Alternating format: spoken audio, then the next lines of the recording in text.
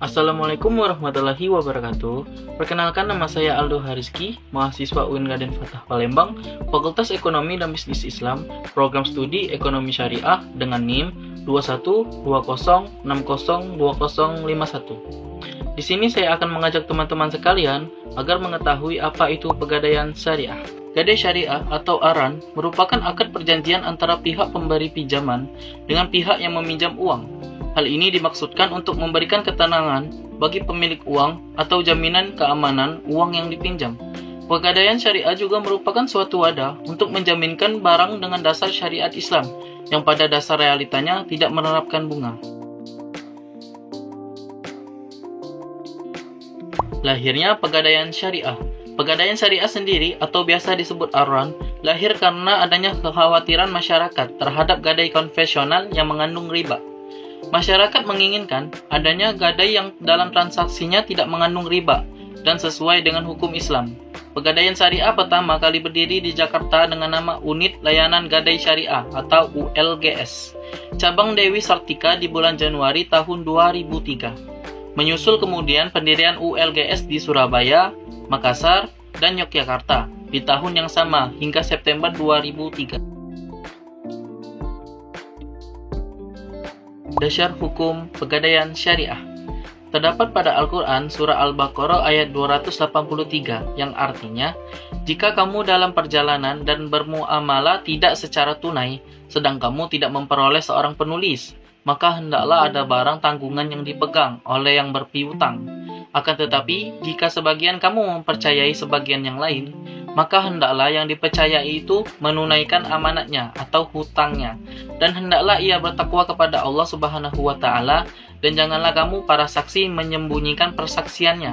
Dan barang siapa yang menyembunyikannya, maka sesungguhnya ia adalah orang yang berdosa hatinya, dan Allah Maha mengetahui apa yang kamu kerjakan.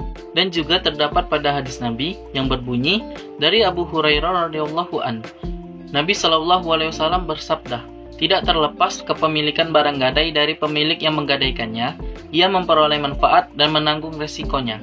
Hadis riwayat Asy-Syafi'i dan Ibnu Majah.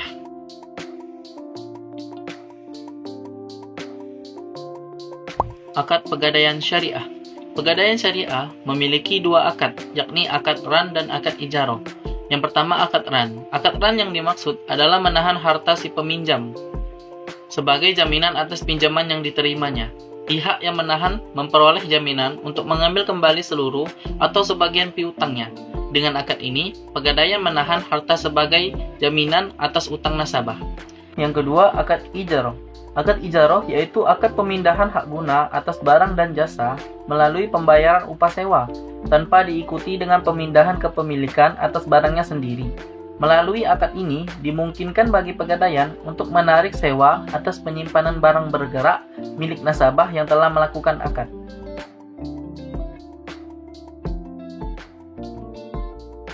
Manfaat pegadaian syariah.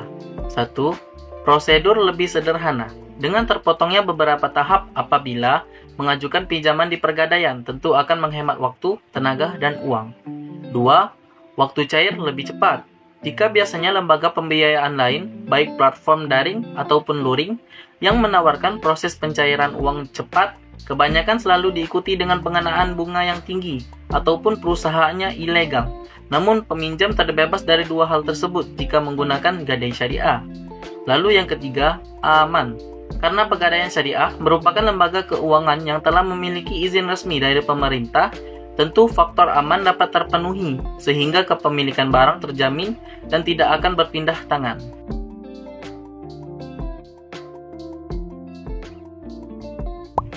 Oh iya, pasti teman-teman sekalian penasaran kan, apa sih bedanya pegadaian syariah dan pegadaian konvensional? Baik, di sini saya akan menjelaskan juga perbedaan pegadaian syariah dan pegadaian konvensional. Dalam pegadaian syariah, ran atau gadai dalam hukum Islam dilakukan secara sukarela, atas dasar tolong-menolong tanpa mencari keuntungan atau mencari keuntungan yang sewajarnya. Sedangkan dalam pegadaian konvensional, gadai menurut hukum perdata di samping berprinsip tolong-menolong juga menarik keuntungan dengan cara menarik bunga atau sewa modal. Dalam pegadaian syariah, Gadai berlaku pada seluruh benda, baik harus yang bergerak maupun yang tidak bergerak. Sedangkan dalam pegadaian konvensional, hukum perdata hak gadai hanya berlaku pada benda yang bergerak. Selain itu, di dalam pegadaian syariah hanya memungut biaya termasuk asuransi barang sebesar 4% untuk jangka waktu 2 bulan.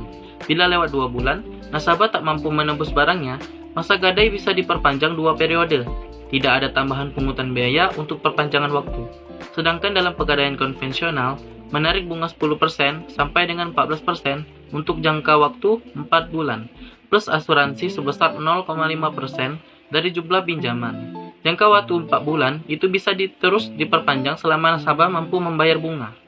Perbedaan terakhir antara pegadaian syariah dan pegadaian konvensional ialah dalam pegadaian syariah, bila pinjaman tidak dilunasi, barang jaminan dilelang kepada masyarakat dan kelebihan uang hasil lelang tidak diambil oleh pegadaian, tetapi diserahkan kembali kepada nasabah.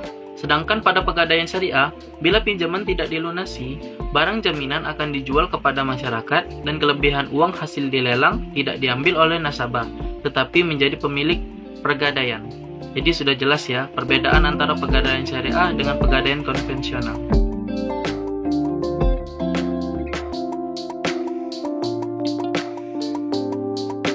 Apa saja yang dapat kita gadaikan di pegadaian syariah? Yang pertama, teman-teman dapat menggadaikan emas.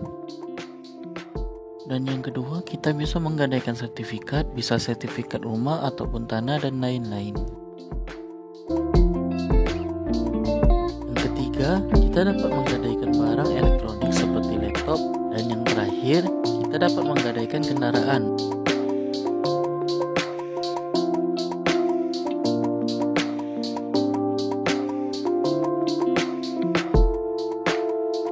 Dan yang terakhir, yakni daftar pelaku usaha pegadaian syariah yang telah berizin atau terdaftar di OJK per Desember 2021. 1. PT Jasa Gadai Syariah yang bertempat di Pekalongan, Jawa Tengah. 2. PT Pergadaian Persero yang berlokasi di daerah khusus Ibu Kota Jakarta. Dan yang ketiga, PT Gadai Arta Tama Niaga Sejahtera Syariah yang berlokasi di Bekasi, Jawa Barat. Mungkin sekian penjelasan yang dapat saya sampaikan. Mudah-mudahan bermanfaat bagi teman-teman yang menonton video ini. Wassalamualaikum warahmatullahi wabarakatuh.